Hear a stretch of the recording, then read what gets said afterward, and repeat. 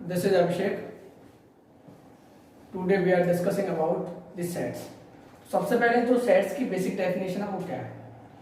Set is the collection of well defined objects which are distinct from each other. कैसे कि कभी कभी इसकी जो बेसिक डेफिनेशन हम डेली लाइफ से रिलेट करते हैं कि जब हम स्कूलिंग हमारी स्टार्ट होती है, न्यू सेशन आता है, तो सबसे पहले हम बुक स्टोर पे जाते हैं. वहाँ जैसे मान लो कोई लड़का 8th क्लास में है, कोई स्टूडेंट 8th क्लास में, तो क्या बोलता है कि भाई मुझे 8th क्लास का सेट दे दे.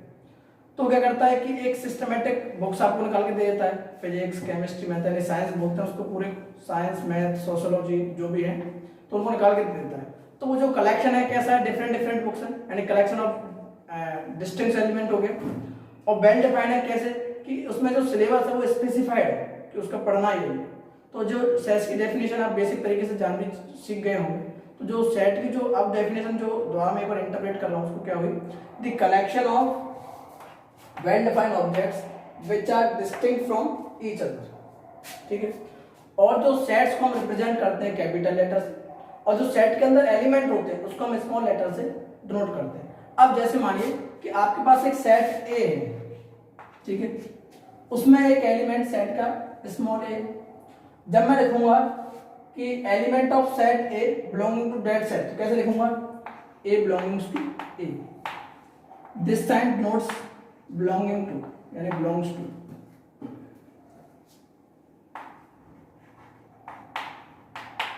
ठीक है. अब हम सेट के एक तो एग्जांपल देखते हैं. जैसे मैंने आपको बोल दिया this set of all vowels of English alphabet, है कि नहीं है बताओ, क्या एग्जांपल है. This sets of vowels of English alphabet.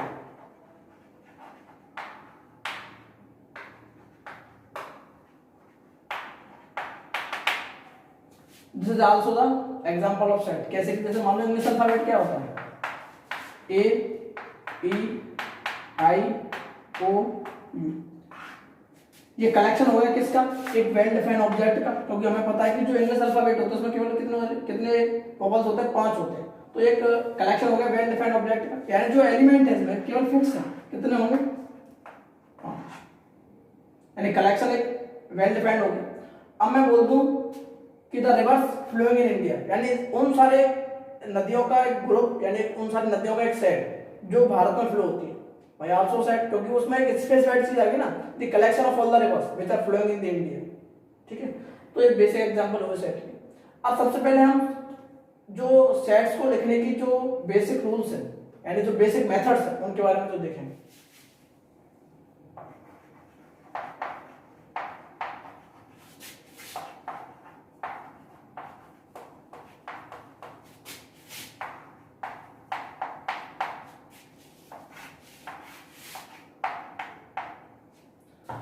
अब हम देखते हैं methods to write a set, यानी हम सेट को किन किन मेथडों के द्वारा लिखते हैं.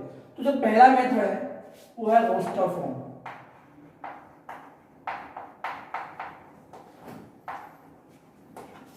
इसको हम टेबुलर फॉर्म बोलते हैं.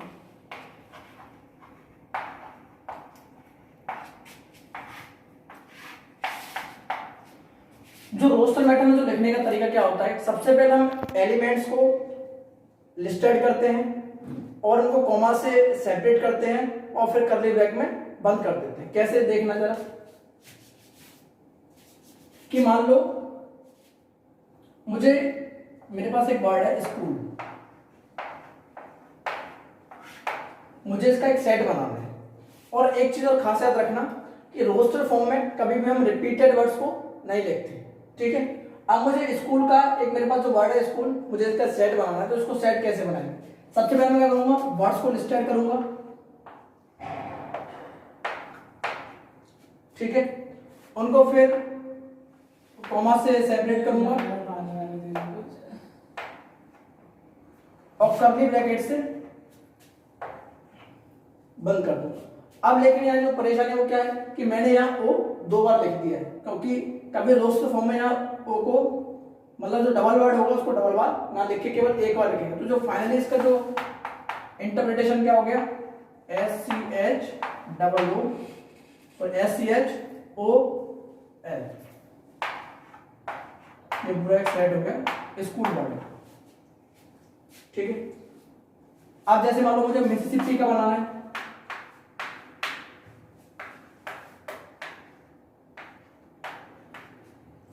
ठीक है।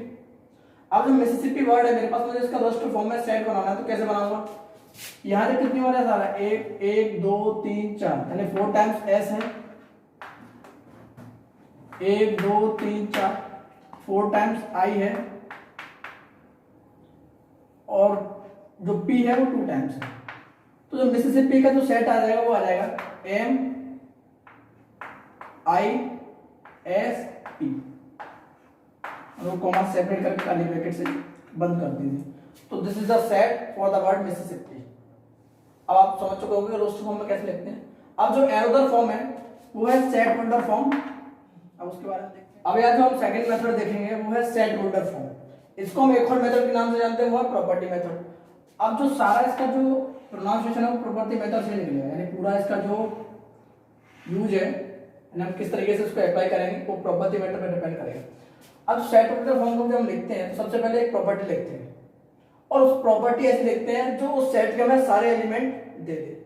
अब इसको समझने के लिए एक एग्जांपल समझते हैं। पहले इसका नोटेशन दो कि सेट होल्डर फॉर्म का नोटेशन क्या है। कि इसका जो नोटेशन है, जैसे मानो मेरे पास एक सेट ए है, x such that x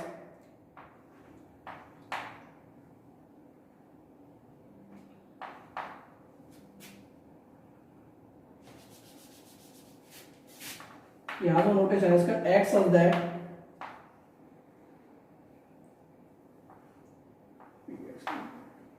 द्वारा क्या करना है, मैं एक चीज और दोनों प्रोनाउंसिएशन बोलूंगा है।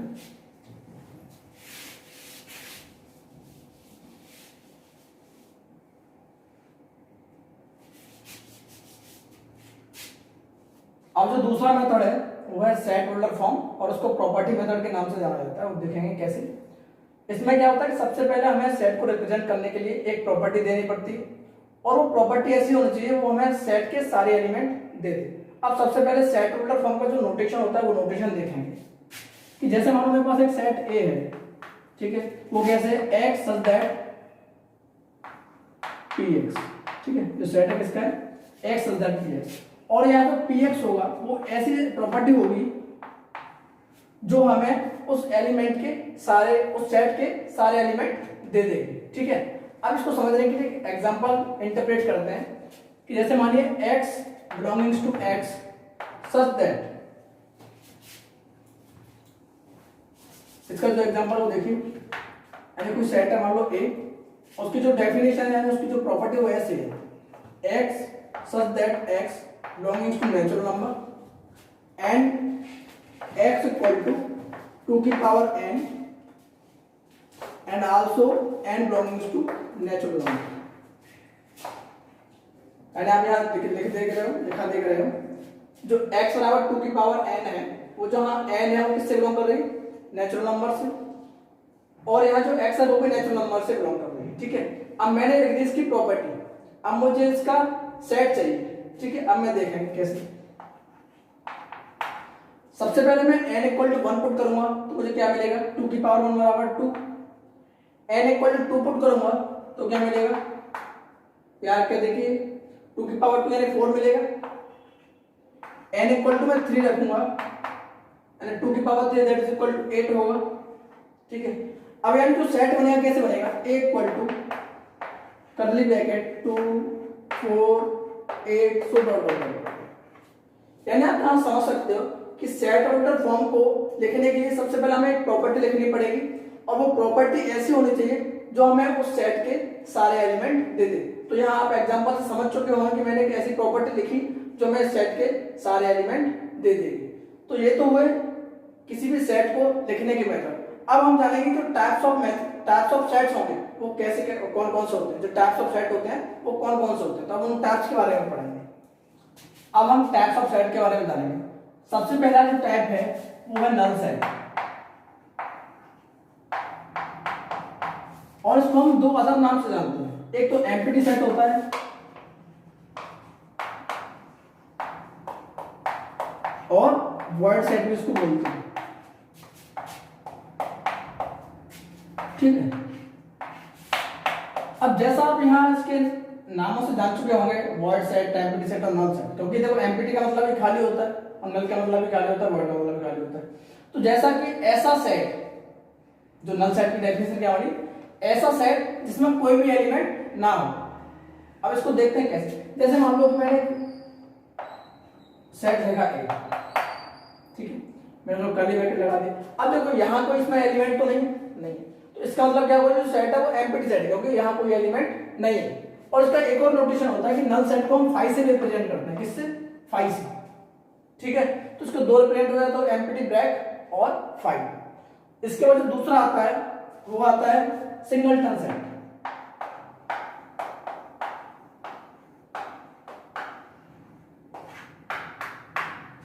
ठीक है। अब जैसे नाम से आपको पता चल रहा है कि सिंगलटन मतलब सिंगल मतलब एक, यानी ऐसा सेट जिसमें केवल एक ही एलिमेंट हो। जैसे एग्जांपल देखिए, मैंने लिख दिया 1, लिख दिया ए, तो यहां देखिए कि इन सेट में केवल एक एक एलिमेंट है, तो this is the example of singleton set. अब जो तीसरा है वो है फाइनाइट सेट।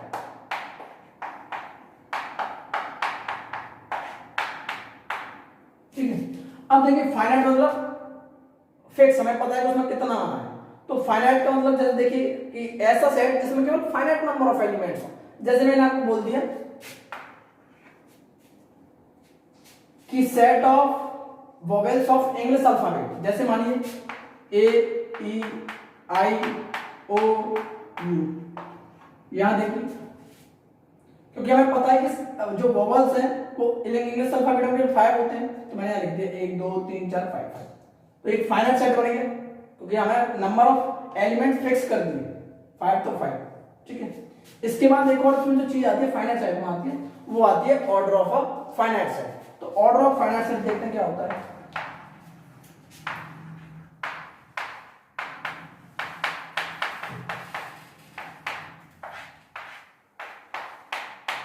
ठीक है।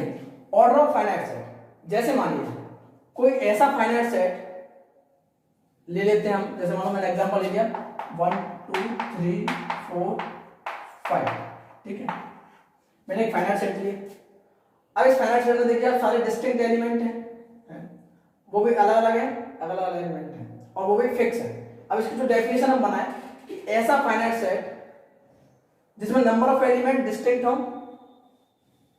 तो जो नंबर ऑफ डिस्टिंक्ट एलिमेंट होंगे अलग अलग, उनकी जो काउंटिंग होगी, यानी जितने उसमें जो फाइनाइट जितने डिस्टिंक्ट नंबर होंगे उस फाइनाइट सेट में, उसको हम उसका ऑर्डर बोलते हैं। अब जैसे इस एग्जांपल को देखिए, यहाँ जो फाइनाइट सेट है इसमें सारे जो एलिमेंट्स हैं वो डिस्टिंक्ट है, 1 2 3 4 5, और वो फिक्स है यानी फाइनाइट सेट है और सारे एलिमेंट डिस्टिंक्ट है। यानी जब मैं इसका ऑर्डर निकालूंगा तो क्या होगा, जितने उसमें नंबर होंगे डिस्टिंक्ट नंबर होंगे उतने, जितने उसमें डिस्टिंक्ट एलिमेंट होंगे उनका जो नंबर होगा वही उसका ऑर्डर होता है, यानी 1 2 3 4 5।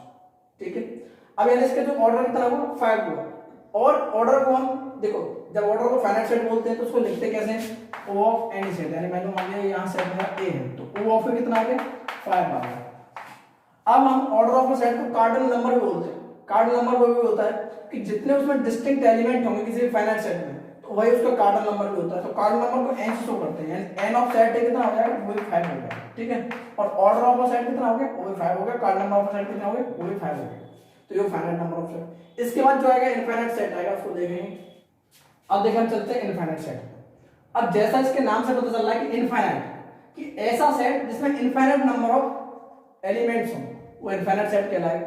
जैसे मैंने आपको बोल दिया the set of all natural number, the set of all natural number, that means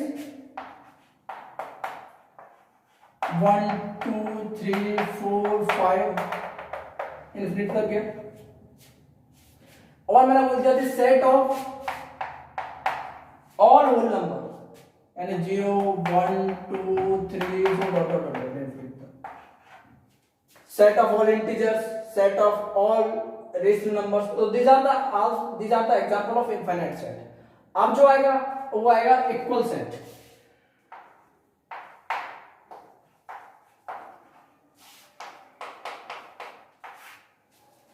अब इक्वल सेट की जो डेफिनेशन होती है वो ये होती है, जैसे मानो आपके पास दो सेट है A और B। अब इसमें जो कंडीशन होती है वो होती है कि एवरी एलिमेंट ऑफ सेट ए वो कहाँ होना चाहिए, बी में होना चाहिए, और बी का एवरी एलिमेंट ए में होना चाहिए। Every element of set A belongings to B and every element of set B also belongings to A, तो this is called the equal set. अब इसका एग्जांपल समझो। जैसे मान लो मैंने सेट ए लिया 1 2 3 4 8, ठीक है। अब सेट बी लिया 1 2 1 3 4 और 8, ठीक है। मैंने सेट ए के लिए 1 2 3 4 और 8, सेट बी के लिए 1 2 1 3 8 4, ठीक है। अब देखिए क्या every element of set A belonging to B, हाँ है, 1 है 2 है 3 है 8 है 4 है। अब देखिए क्या every element of B belonging to A, हाँ देखते हैं 1 है 2 है 1 है 3 है 4 है 8 है, यानी A belongs to B and B belongs to A, then those both of these set are equal set, ठीक है। अब जो अगला आता है वो आता है इक्विवेलेंट सेट। इक्विवेलेंट सेट तो इक्विवेलेंट सेट उन्हें कहते हैं कि ऐसे फाइनाइट सेट जिनमें कार्डिनल नंबर सेम हो, तो उन सेट को हम इक्विवेलेंट सेट कहते हैं। अब जैसे एग्जांपल देखिए, मैंने एक सेट लिया A 1 2 3 4 और 5 का, और एक सेट लिया vowels of English alphabet, that means A E I O U, ठीक है। अब मैंने जो डेफिनेशन बताई कि इक्विवेलेंट सेट के लिए कि दोनों सेटों के कार्डिनल नंबर सेम होने चाहिए, तो सबसे पहले सेट ए के कार्डिनल नंबर निकालिए, कितने आएंगे। इसमें डिस्टिंक्ट एलिमेंट देखिए, नंबर ऑफ डिस्टिंक्ट एलिमेंट 1 2 3 4 5, यानी 5 है, तो उसका कार्डिनल नंबर कितना हुआ 5। अब सेट बी में नंबर ऑफ डिस्टिंक्ट एलिमेंट देखिए, 1 2 3 4 5, 5 है, यानी इन दोनों सेटों में नंबर कार्डिनल नंबर सेम आ गए। सेट ए में भी 5 है और सेट बी में भी 5 है, that means if cardinal number are same then both of these sets are equivalent set, यानी ये दोनों सेट कैसे हैं, इक्विवेलेंट सेट है, ठीक है। अब यहां जो एक इंपॉर्टेंट पॉइंट है वो ये है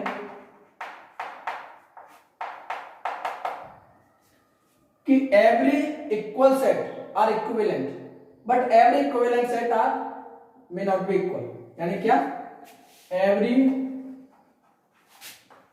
equal set are equivalent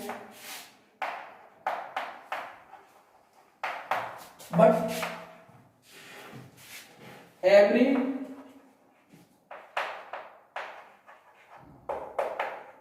equivalent set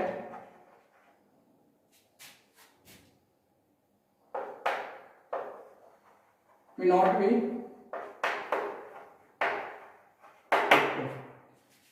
यानी हर एक इक्वल सेट तो इक्विवेलेंट सेट होगा, बट हर एक इक्विवेलेंट सेट इक्वल नहीं होगा, ठीक है। अब इसके हम रिलेटेड एग्जांपल्स देखेंगे। अभी हमने जितने भी प्रकार के सेट्स पढ़े तो उनसे रिलेटेड कुछ एग्जांपल्स हैं। जैसे पहला एग्जांपल देखिए कि x belongings to whole number such that x greater than equal to 3 और लेस देन 10, यानी यहाँ जो x की जो x तो लेकिन होल नंबर से बिलोंग कर रहा है, लेकिन जो x की जो कंडीशन लगी हुई है वो ग्रेटर देन इक्वल टू 3 है और लेस देन 10 है। अब यहाँ जो देखिए इसके बीच के कितने एलिमेंट होंगे, 4 होगा 5 होगा 6 होगा 7 होगा 8 होगा 9 होगा, केवल 9 तक। तो क्या हुए, एलिमेंट है अपने फिक्स है हमारे, तो किस प्रकार का सेट हुआ है, फाइनाइट सेट। अब यहां देखिए एक सेट है अल्फा बीटा गामा डेल्टा, इसमें भी 4 एलिमेंट है, वो भी फिक्स है, तो ये भी फाइनाइट सेट है।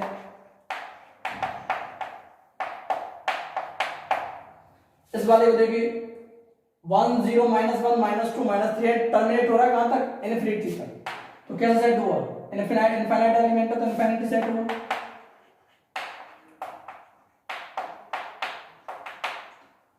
फोर्थ वाला एग्जांपल को देखिए, एक सेट ए है 1 8 -2 6 और 5, और एक और सेट है बी, वो क्या है 1 8 -2 1 6 और 5। अब यहां देखिए क्या every element of set A is belonging to B, and every element of set is belonging to B और नॉट। सबसे पहले देखते हैं कि ए के सारे एलिमेंट इसमें है कि नहीं। अब देखिए 1 है 8 है 8 है, -2 है 6 है 5, यानी ए के सारे एलिमेंट तो बी में है। अब देखिए बी के सारे एलिमेंट ए में है, तो बी के 1 है 8 है -2 है 6 है और 5, यानी A belongings to B and B belongings to A, that means equivalent set.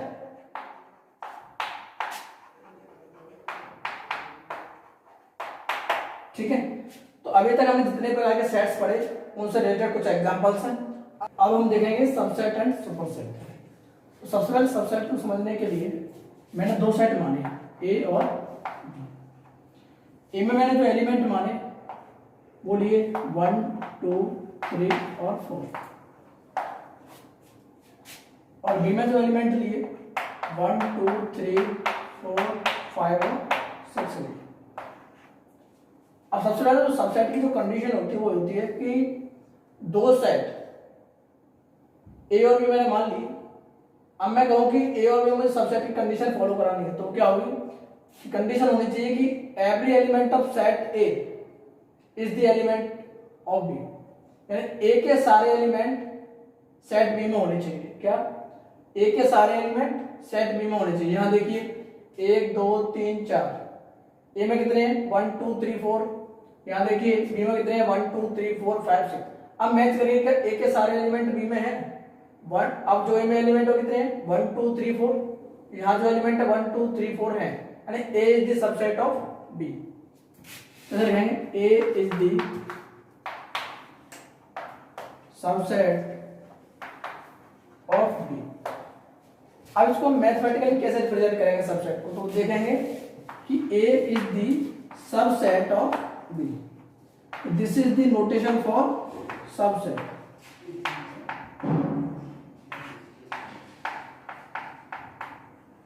ठीक है, सबसेट का नोटेशन कैसे होता है, ऐसे होता है। ठीक, अब ये तो हुआ A is the subset of B, but B is the superset of A. तो यहां जब बोलते हैं हम कि A is the subset of B but B is the superset of A। ठीक है, यहां जो क्या हुआ, A is the subset of B but B is the superset of A। तो this is the all about subset and superset. है कि proper subset क्या होता है, कि अभी आपने पढ़ा सबसेट और सुपरसेट, अब हम पहुंच गए प्रॉपर सबसेट। तो प्रॉपर सबसेट क्या होता है कि जैसे मान लीजिए आपके पास दो सेट है A और B, और A is also subset of B but A is not equal to B। A B का सबसेट होना चाहिए बट A और B बराबर नहीं होने चाहिए, तो क्या होंगे, प्रॉपर सबसेट कहलाएंगे। जैसे मानिए कि A is the subset of B but A is not equal to B, then A is the proper subset of B। ठीक, और यहाँ जो साइन है ये वाला, ये होता है प्रॉपर सबसेट। ठीक है, अब यहाँ कुछ इंपोर्टेंट पॉइंट्स हैं जिन्हें हमें माइंड में रखना है, क्योंकि बहुत सारे क्वेश्चंस को करने के लिए डायरेक्टली हम इनको यूज कर सकते हैं। अब जो पहला सेट पढ़े, पहला जो पॉइंट वो पढ़ी, every set is a subset of itself. Every set is a subset of itself, मतलब मैंने मान लिया कि ए सेट है और ये खुद का भी सबसेट होगा, क्योंकि सबसेट क्या होता है कि वो दूसरे सेट से बिलोंग करना चाहिए। अब मान लो मेरे पास एक एग्जांपल लेते हैं, दो एलिमेंट एक और दो, ये एक सेट हो गया। अब मैं इसके सबसेट बनाऊं, क्या जाएगा, एक तो एक का सेट बन जाएगा, दूसरा टू का बन जाएगा, ये बन गया इनका सबसेट। ठीक है, अब देखिए क्या ये सबसेट इस एलिमेंट में है, इस सेट में है, क्या ये सबसेट इस सेट में है उपलब्ध है। तो every set is a subset of itself. ठीक है, पहला पॉइंट क्लियर।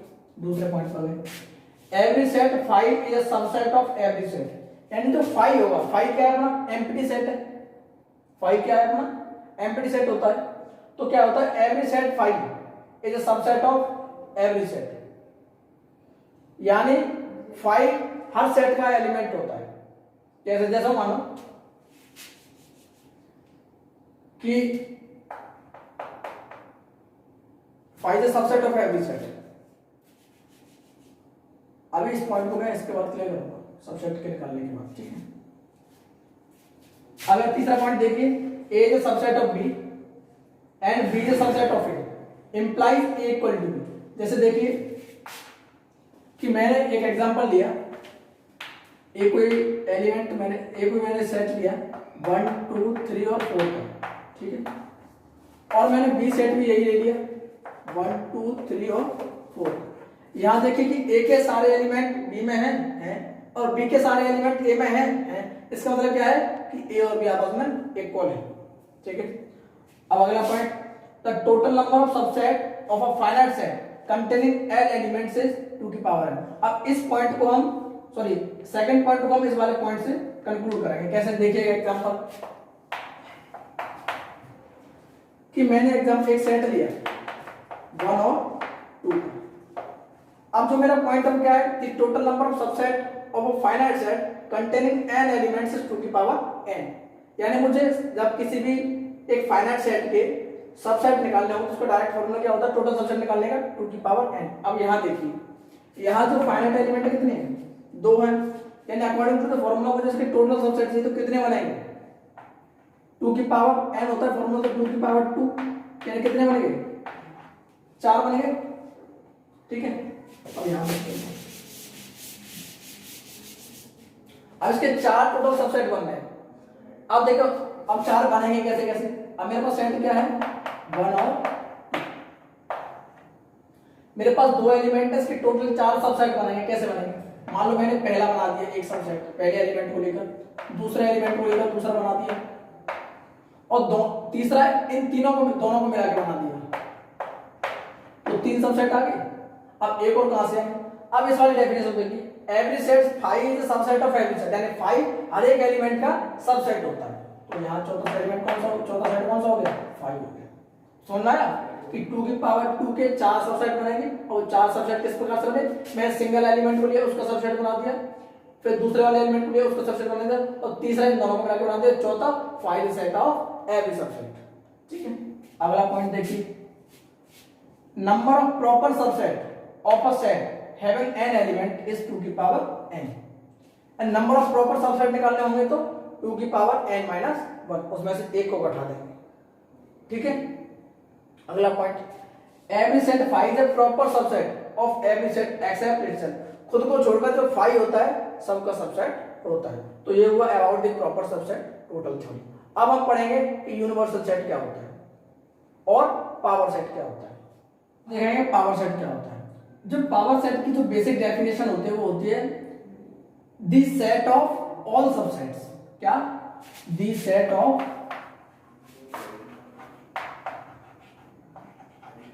ऑल सबसेट्स, यानी सारे सबसेट के सेट, यानी set of all subset is called the power set. इसको एग्जांपल से समझिए कि जैसे मान लो मैंने एक सेट लिया ए, जिसमें मैंने एलिमेंट लिए 1 2 और 3, ठीक है, 3 एलिमेंट मैंने इसमें ले ली। अब मैंने जो डेफिनेशन बताई क्या बताई, the set of all subset, the set of all subset, यानी मुझे इसके सारे सबसेट निकालने पड़ेंगे सेट ए के, और मैंने आपको फॉर्मूला बताया था सबसेट निकालने का, the total subset that is equal to 2 की power n, where n is the distinct element in the set, ठीक है। अब सबसे पहले हम सबसेट निकालते हैं इसकी, तो सबसेट का फॉर्मूला, टोटल सबसेट निकालने का फॉर्मूला होता है 2 की पावर n। अब यहाँ एलिमेंट देखिए कितने हैं, 3 हैं, यानी 2 का cube that is equal to 8, यानी जो इसमें सबसेट बनेंगे कितने बनेंगे, 8 बनेंगे। अब हम 8 सबसेट को बनाते हैं। सबसे पहला 5 हो गया, okay, 5 is set, 5 is subset of every set. दूसरा मैंने एक सिंगल एलिमेंट उठाया 1, इसका सबसेट बनाया, दूसरा 2 उठाया, तीसरा फोर्थ मैंने 3 उठाया, फिर मैंने इन दोनों को क्लैप किया 1 और 2 को, फिर मैंने 2 3 को क्लैप किया, फिर 3 1 को क्लैप किया, और फिर इन तीनों को क्लैप कर दिया। अब मैंने सारे सबसेट बना दिए, देखते हैं क्या 8 है कि नहीं है, 1 2 3 4 5 6 7 8, 8 है। अब डेफिनेशन क्या है, the set of all subset, यानी जो सबसेट है उनका भी सेट, यानी ये पूरा का सेट बनाना है। तो ये हुआ example of power set. I hope आप सब समझ चुके होंगे पावर सेट कैसे कहते हैं। अब जो इंपॉर्टेंट है वो ये है कि यूनिवर्सल सेट कैसे कहते हैं। अब यूनिवर्सल सेट के बारे में पढ़ते हैं। अब हम यूनिवर्सल सेट के बारे में जानेंगे। यूनिवर्सल सेट को समझने के लिए मैंने दो सेट लिया, एक सेट ए लिया, एक सेट बी लिया। मैंने सेट ए में एलिमेंट लिए 1 to 5, सेट बी में लिए 1 to 9, ठीक है। अब जो यूनिवर्सल सेट होता है वो होता है सेट ऑफ ऑल नंबर।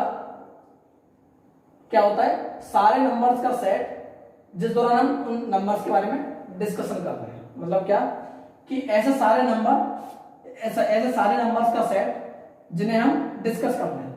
अब यहां देखिए हमें नंबर कहां से कहां डिस्कस किया, 1 to 5 तक, 1 to 9 तक। अब इन सारे नंबर्स का सेट बनाइए, 1 2 3 4 5 6 7 8 9, ये बना। हम जो कॉमन नंबर उनको लिखेंगे नहीं। तो जो यूनिवर्सल सेट बना क्या बना, 1 2 3 4 5। अब देखिए क्या इसमें सारे एलिमेंट वो हैं जो हम इनके बारे में डिस्कस कर रहे हैं। हाँ है। तो इन सारे एलिमेंट्स का एक सेट जो हम डिस्कस कर रहे हैं, उन सारे एलिमेंट्स का एक सेट बोलता है यूनिवर्सल सेट, ठीक है। चलिए एग्जांपल में 18 पीडीएफ में दे देंगे।